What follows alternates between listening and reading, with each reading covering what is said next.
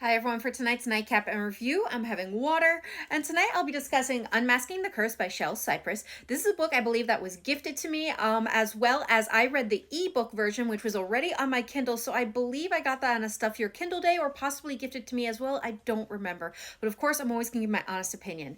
These are the highlights and the content warnings, and my rating for this book is 4 stars, so what's it about? So this book is about Ariana, who has been loathed and feared for most of her life. Why? Because she is a cursed being, and what that means is deep within her lies a dark magic that, if it were unleashed, would destroy anyone that got in its path. She, like other cursed beings, with the help of the priestesses, wears an enchanted porcelain mask to help contain the curse anytime she leaves her room, which has been enchanted into a magical safe room. She has resigned herself to a life of misery and being a burden to her family when, to the surprise of everyone, someone makes an offer of marriage for her, and her family jumps at the chance to not only get rid of her, but save themselves from destitution. But the man she is set to marry is a venomous man who would make every day with him worse than the last. But leading up to her wedding, she runs into a handsome man who wants to save her from this fate worse than death. His reason is that he suffers from the same curse but has learned to master and control it to where he's never had to wear a mask. He says that he just wants to save a kindred spirit so that she could live the life that she deserves. At least that's what he tells his sisters, rather than mentioning he is captivated by this intelligent but naive woman he wants to save. But the time comes where they have to run to keep Ariana safe after she incurs the wrath of her betrothal, and the best way to keep her safe is for them to marry. But what started out as a marriage of convenience has slowly started to break down Silas's walls as he gets to know her.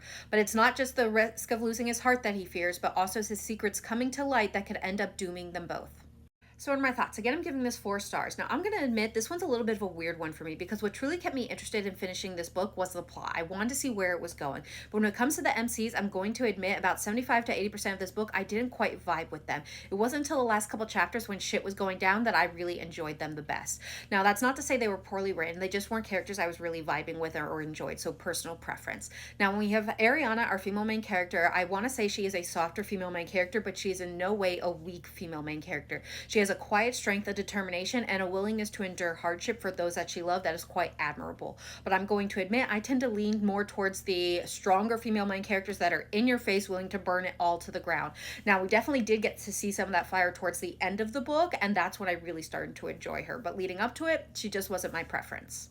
Now, for Silas, our male main character, he was just so closed off that for me, I had a hard time believing the chemistry between him and Ariana, because anytime these two were together and the tension would start building, he would almost immediately bounce, and it would just make everything fizzle out for me. Now, overall, what kept me going in this book was the plot, because I was definitely intrigued by the cursed beings, the corruption going on, and the situation with her betrothal.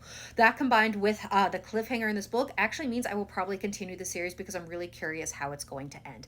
Now, remember, just because this wasn't a 5-star read for me doesn't mean it won't be for you, and I strongly encourage you to give this book a try for yourself if it sounds like something you're interested in. This book is currently available, and I hope you give it a try, and I hope everyone has a good night and happy readings.